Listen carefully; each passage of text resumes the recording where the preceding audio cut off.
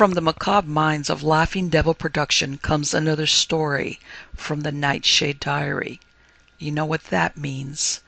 Check under the bed and make sure no one or nothing is there. Is the closet door securely shut? Then leave your disbelief behind, amp up your imagination, and hang on tight for another ride into terror and mystery. And like all good horror stories, just imagine it's a dark and stormy night. And remember, screaming like a little girl is permitted.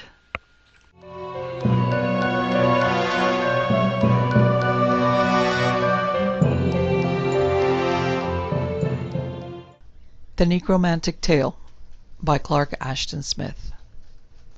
In one sense, it is a mere truism to speak of the evocative power of words, the olden efficacy of subtly woven spells, of magic formulas and incantations, has long become a literary metaphor, though the terrible reality which once underlay and may still underlie such concepts has been forgotten. However, the necromancy of language is more than a metaphor to Sir Roderick Hagden. The scars of fire on his ankles are things which no one could possibly regard as having their origin in a figure of speech.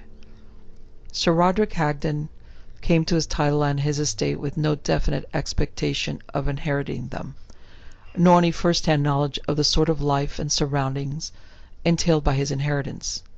He had been born in Australia, and though he had known that his father was the younger brother of Sir John Hagden, he had formed only the vaguest idea of the ancestral manor, and the interest that he felt therein was even vaguer. His surprise was little short of consternation when the deaths of his father, of Sir John Hagden, and Sir John's only son, all occurring within less than a year, left clear his own succession and brought a letter from the family lawyers informing him of this fact, which otherwise might have escaped his attention. His mother too was dead, and he was unmarried, so leaving the Australian sheep range in charge of a competent overseer, he had sailed immediately for England to assume his hereditary privileges. It was a strange experience for him, and strangest of all, in view of the fact that he had never before visited England, was the inexplicable feeling of familiarity aroused by his first sight of the Hagden manor. He seemed to know the farmlands, the cottages of the tenants, the wood of ancient oaks with their burdens of druidic mistletoe, and the old manor house half hidden among gigantic yews, as if he had seen them all in some period that was past recollection. Being of an analytic trend, he attributed all this to that imperfect simultaneousness in the action of the brain hemispheres by which psychologists account for such phenomena. But the feeling remained and grew upon him, and he yielded more and more to its half-sinister charm, as he explored his property and delved into the family archives. He felt also an unexpected kinship with his ancestors, a feeling which had lain woefully dormant during his Australian youth, their portraits peering upon him from the never-dissipated shadows of the long hall wherein they hung, or like well-known faces. The manor house, it was said, had been built in the reign of Henry VII. It was mossed and lichened with antiquity, and there was a hint of beginning dilapidation in the time-worn stone of the walls. The formal garden had gone a little wild from neglect. The trimmed hedges and trees had taken on fantastic sprawling shapes, and evil poisonous weeds had invaded the flower-beds. There were statues of cracked marble and verdigris-eaten bronze amid the shrubbery. There were fountains that had long ceased to flow, and dials on which the foliage intercepted sun no longer. About it all there hung an air of shadow-laden time and subtle decadence. But though he had never known anything but the primitive Australian environment, Hagden found himself quite at home in this atmosphere of old-world complexities, an atmosphere that was made from the dissolving phantoms of 1,000 years, from the breathings of dead men and women, from loves and hates that had gone down to dust. Contrary to his anticipation, he felt no nostalgia whatever for the remote land of his birth and upbringing. Sir Roderick came to love the sunless gardens and the overtowering yews. But above and beyond these, he was fascinated by the manor house itself, by the hall of ancestral portraits, and the dark, dusty library, in which he found an amazing medley of rare tomes and manuscripts.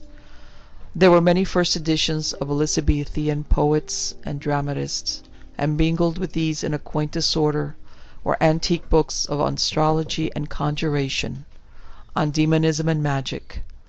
Sir Roderick shivered a little, he knew not why, as he turned the leaves of some of these latter volumes, from whose ancient vellum and parchment arose to his nostrils an odour that was like the mustiness of tombs. He dosed them hastily, and the first editions were unable to detain him. But he lingered long over certain genealogies and manuscript records of the Hagden family, filled with a strange eagerness to learn as much as he could concerning these shadowy forebears of his. In going through the records, he was struck by the brevity of the mention accorded to a former Sir Roderick Hagden, who had lived in the early 17th century.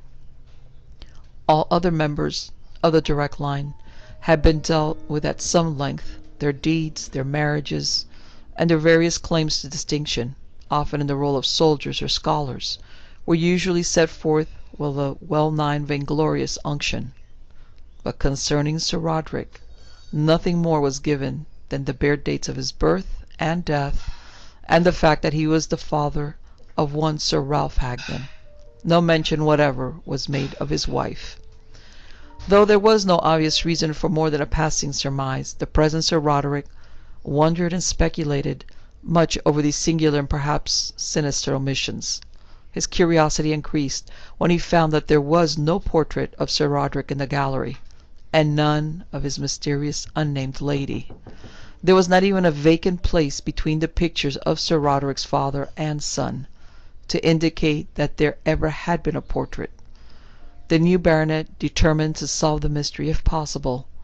An element of vague but imperative disquietude was now mingled with his curiosity.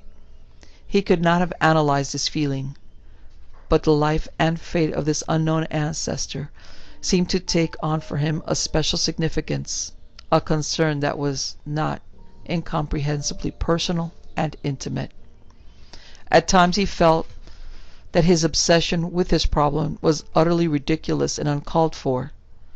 Nevertheless, he ransacked the manor house in the hope of finding some hidden record, and he questioned the servants, the tenants, and the people of the parish to learn if there were any legendary concerning his namesake. The manor house yielded nothing more to his search, and his inquiries met with blank faces and avowals of ignorance. No one seemed to have heard of this elusive 17th century baronet. At last, from the family butler, James Wharton, an octogenarian who had served 3 generations of Hagdens, Sir Roderick obtained the clue which he sought. Wharton, who was now on the brink of senility, and had grown forgetful and taciturn, was seemingly ignorant as the rest, but one day, after repeated questioning, he remembered that he had been told in his youth of a secret closet behind one of the bookshelves, in which certain manuscripts and heirlooms had been locked away several hundred years before, and which for some unknown reason no Hagden had ever opened since that time. Here, he suggested, something might be found that would serve to illumine the dark gap in the family history. There was a cunning, sardonic gleam in his rheumy eyes as he came forth with this tardy piece of information, and Sir Roderick wondered if the old man were not possessed of more genealogical lore than he was willing to admit. All at once, he conceived the disquieting idea that perhaps he was on the verge of some abominable discovery, on the threshold of things that had been forgotten because they were too dreadful for remembrance. However, he did not hesitate. He was conscious of a veritable compulsion to learn whatever could be learned. The bookcase indicated, built the half-senile butler, was one which contained more of the volumes of demonism and magic. It was now removed, and Sir Roderick went over the uncovered wall inch by inch, After much futile fumbling, he located, pressed a hidden spring, and the door of the sealed room swung open. It was little more than a cupboard, though a man could have concealed himself within it in time of need. Doubtless it had been built primarily for some such purpose. From out of its narrow gloom, the mouldiness of dead ages rushed upon Sir Roderick, together with a ghost of queer exotic perfumes, such as might have poured from the burning of unholy censers in satanic rites. It was an effluence of mystery and of evil. Within there were several ponderous brazen-bound volumes of medieval date, a thin manuscript of yellowing parchment, and 2 portraits whose faces had been turned to the wall, as if it were unlawful for even the darkness of the sealed door to behold them. Sir Roderick brought the volumes, the manuscript, and the portraits forth to the light. The pictures, which he examined first, represented a man and woman who were both in the bloom of life. Both were attired in 17th century costumes, and the new Sir Roderick did not doubt for a moment that they were the mysterious couple concerning whom the family records were so reticent. He thrilled with a strange excitement, with a feeling of some momentous revelation that he could not wholly comprehend as he looked upon them. Even at a glance he saw the singular resemblance of the first Sir Roderick to himself, a likeness otherwise unduplicated in the family, which tended to an almost antinomian type. There were the same falcon-like features, the same pallor of brow and cheek, the same semi-morbid luster of eyes, the same bloodless lips that seemed to be carven from a marble that had also been chiseled for the long hollow eyelids. The majority of the Hagdens were broad and sanguine and ruddy, but in these too a darker strain had repeated itself across the centuries.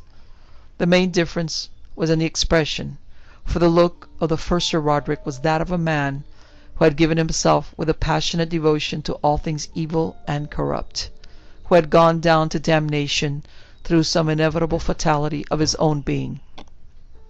Sir Roderick gazed on the picture with a fascination that was partly horror and partly the stirring of emotions, which he could not have named. Then he turned to the woman, and a wild agitation overmastered him before the sullen smiling mouth and the malign oval of the lovely cheeks. She too was evil, and her beauty was that of Lilith. She was like some crimson-lipped and honey-scented flower that grows on the brink of hell.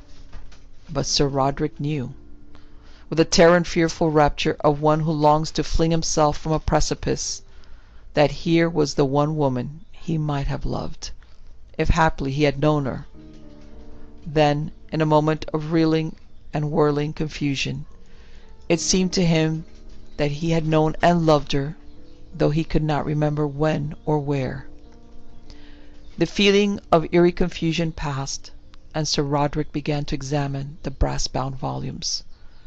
They were written in a barbarous decadent Latin, and dealt mainly with methods and formulas for the evocation of such demons as Acheronte, Amion, Asmodai, and Astaroth, together with innumerable others. Sir Roderick shuddered at the curious drawings with which they were illuminated, but they did not detain him long.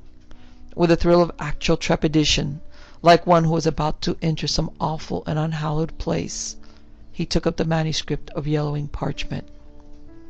It was late afternoon when he began to read, and rays of dusty amber were slanting through the low panes of the library windows. As he read on, he gave no heed to the sinking of the light, and the last words were plain as runes of fire when he finished his perusal in the dusk.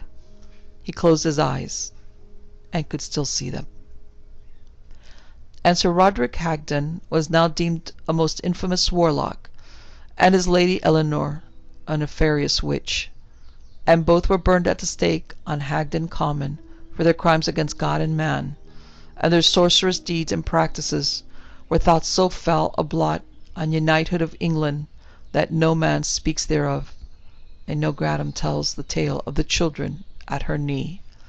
So by God his mercy the memories of thy foulness shall haply be forgotten, for sorely it were an ill thing that such should be recalled. Then at the very bottom of the page there was a brief, mysterious footnote in a finer hand than the rest. There be those amid the throng who deem that they saw Sir Roderick vanish when the flames leaped high, and this, if true, is the most damnable proof of his compact and his commerce with the evil one.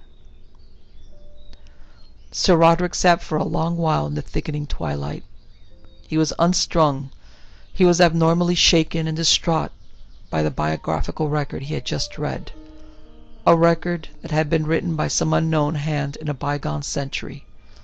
It was not pleasant for any man to find a tale so dreadful amid the archives of his family history. But the fact that the narrative concerned the first Sir Roderick and his Lady Eleanor was hardly enough to account for all the spiritual turmoil and horror into which he was plunged, somehow in a way that was past analysis, that was more intimate than his regard for the remote blot on the Hagden name. He felt that the thing concerned himself also. A terrible nervous perturbation possessed him. His very sense of identity was troubled. He was adrift in a sea of abominable confusion, of disoriented thoughts and capsizing memories. In this peculiar state of mind, by an automatic impulse, he lit the floor lamp beside his chair and began to reread the manuscript. Almost in the casual manner of a modern tale, the story opened with an account of Sir Roderick's first meeting at the age of 23 with Eleanor de Avenant, who was afterward to become his wife. This time, as he read, a peculiar hallucination seized the new baronet. It seemed to him that the words of the old writing had begun to waver and change beneath his scrutiny, that under the black lines of script on yellowing parchment, the picture of an actual place was forming. The page expanded, the letters grew dim and gigantic. They seemed to fade out in midair, and the picture behind them was no longer a picture, but the very scene of the narrative. As if the wording were a necromantic spell, the room about him had vanished like the chamber of a dream, and he stood in the open sunlight of a windy moor. Bees were humming around him, and the scent of heather was in his nostrils. His consciousness was indescribably dull. Somewhere, he knew, one part of his brain was still reading the ancient record, but the rest of his personality had become identified with that of the first Sir Roderick Hagden. Inevitably, with no surprise or astonishment, he found himself living in a bygone age, with the perceptions and memories of an ancestor who was long dead. Now Sir Roderick Hagden, being in the flower of his youth, became instantly enamored of the beauteous Eleanor de Avenant, whereas he met her of an April morn on Hagden Heath. Sir Roderick saw that he was not alone on the moor. A woman was coming toward him along the narrow path amid the heather. Though clad in the conventional gown and bodice of the period, she was somehow foreign and exotic to that familiar English landscape. She was the woman of the portrait which in later life, as another Sir Roderick, he had found in a sealed room of the manor house. But this, like much else, he had now forgotten. Walking with a languid grace and the homely blossoms of the heath, her beauty was like that of some opulent and sinister lily from Saracenic lands. He thought that he had never seen anyone half so strange and lovely. He stood to one side in the stiff growth and bowed before her with a knightly courtesy as she passed. She nodded slightly in acknowledgment, and gave him an unfathomable smile and an oblique flash of her dark eyes. From that time Sir Roderick was her slave and her devotee. He stared after her as she disappeared on the curving slope, and felt the mounting of an irresistible flame in his heart, and the stirring of hot desires and curiosities. He seemed to inhale the spice of a languorous, alien perfume with every breath of the homeland air, as he walked onward, musing with ingenuous rapture on the dark, enigmatic beauty of the face he had seen. Now, in that queer necromantic dream, Sir Roderick seemed to live or relive the events of an entire lustrum.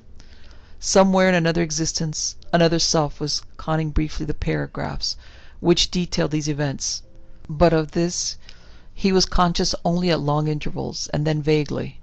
So complete was his immersion in the progress of the tale, as if he had drunk of that lethe which alone makes it possible to live again, that he was untroubled by any prevision of a future known to the Sir Roderick who sat rereading an old manuscript. Even as it was written, he returned from the moor to Hagden Hall with a vision of a fair stranger in his heart.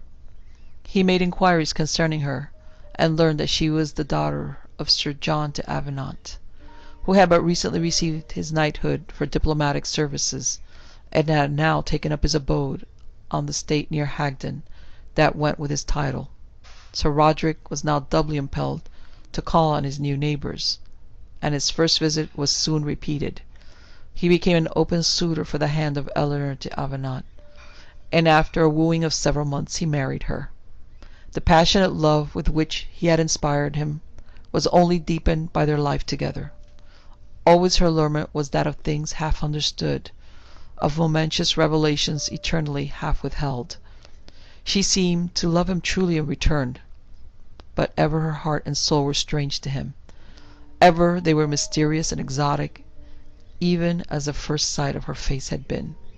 For this, mayhap, he loved her all the more. They were happy together, and she bore him one child, a son, whom they named Ralph. Now in that other life, the Sir Roderick, who was reading in the old library, came to these words.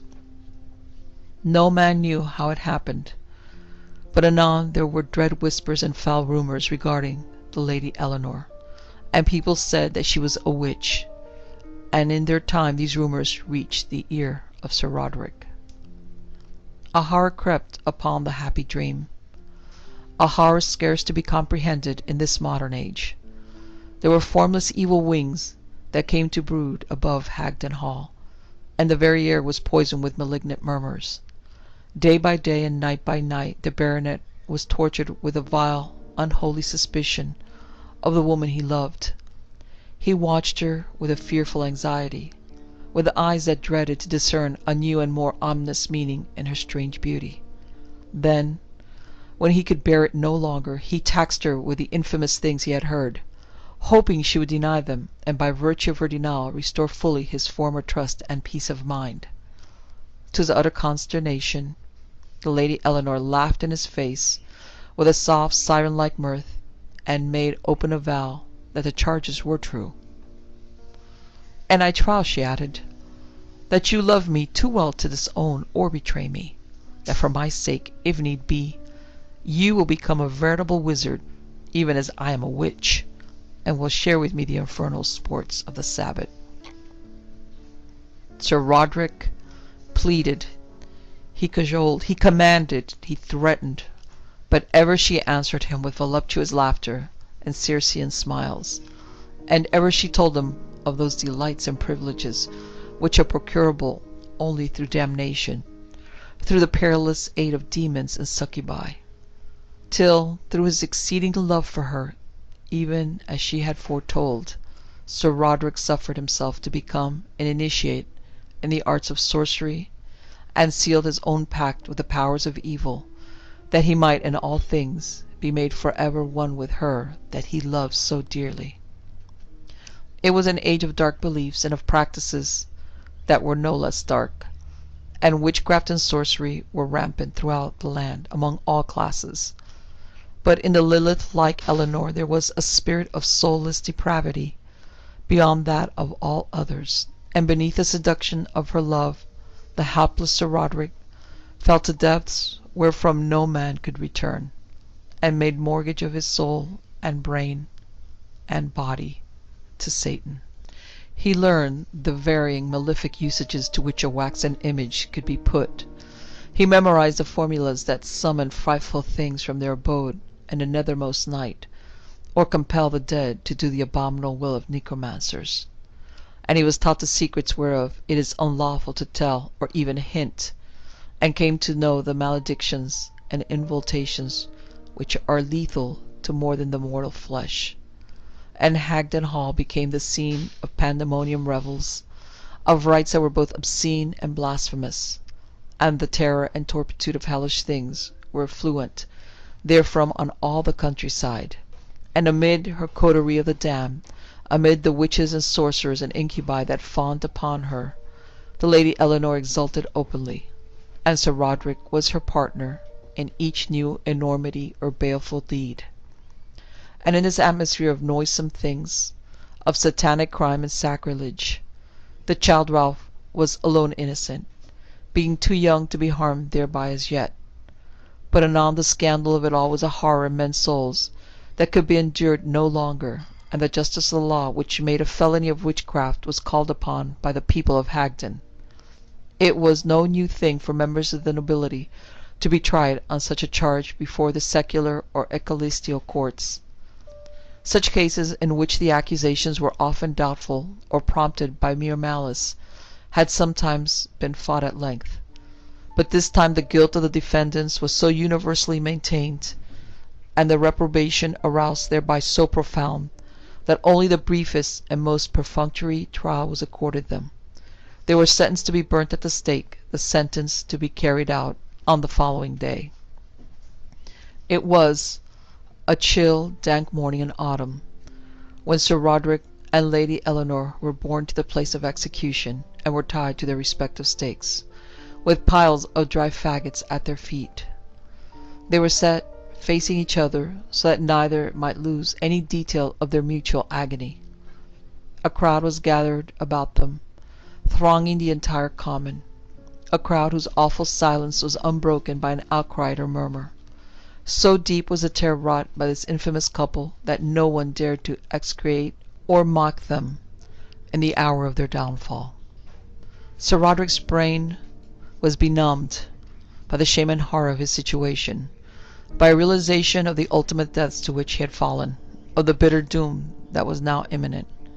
He looked at his wife, and thought of how she had drawn him down from evil to evil through his surpassing love for her, and then he thought of the frightful searing pains that would convulse her soft body, and thinking of these he forgot his own fate. Then in a dim manner he remembered that somewhere in another century there sat another Sir Roderick, who was reading all this in an old manuscript. If he could only break the necromantic spell of the tale, and re-identify himself with that other Sir Roderick, he would be saved from the fiery doom that awaited him. But if he could not deny the spell, he would surely perish, even as a falling man who reaches bottom in a dream is said to perish. He looked again, and met the gaze of the Lady Eleanor. She smiled across her bonds and faggots, with all the old seduction that had been so fatal to him. In the reattained duality of his consciousness, it seemed as if she were aware of his intention, and had willed to deter him. The ache and anguish of a deadly lure was upon him, as he closed his eyes, and tried very hard to picture the old library, and the very sheet of parchment which his other self was now perusing. If he could do this, the whole diabolical illusion would vanish. The process of visualization and sympathetic identification, which had been carried to an hallucinative degree, would return to that which is normally experienced by the reader of an absorbing tale. There was a crackling at his feet, for someone had lit the faggots. Sir Roderick opened his eyes a little, and saw that the pile at Lady Eleanor's feet had likewise been lit. Threads of smoke were rising from each pile, with tiny tongues of flames that grew longer. He did not lift his eyes to the level of Lady Eleanor's face. Resolutely he closed them again, and sought to resummon the written page. He was aware of a browing warmth underneath his soles, and now with an agonizing flash of pain he felt the licking of the flames about his ankles. But somehow, by a desperate effort of his will, like one who awakens voluntarily from a clutching nightmare, he saw before him the written words he was trying to visualize. And both were burned at the stake on Hagden Common for their crimes against God and man. The words wavered, they receded, and drew near on a page that was still dim and enormous. but the crackling at his feet had ceased. The air was no longer dank and chill, no longer charged with acrid smoke. There was a moment of madly whirling vertigo and confusion, and then Sir Roderick's two selves were reunited, and he found that he was sitting in the library chair at Hagden, staring with open eyes at the last sentence of the manuscript in his hands. He felt as if he had been through some infernal ordeal that had lasted many years, and he was still half obsessed by emotions of sorrow and regret and horror that could belong only to a dead progenitor. But the whole thing was manifestly a dream, albeit terrible and real to a degree that he had never before experienced. He must have fallen asleep over the old record. But why, then, if it were only a dream, did his ankles still pain him so frightfully, as if they had been seared by fire? He bent down and examined them. Beneath a 20th century hose, in which they were tied, he found the upward flaring marks of recent burns.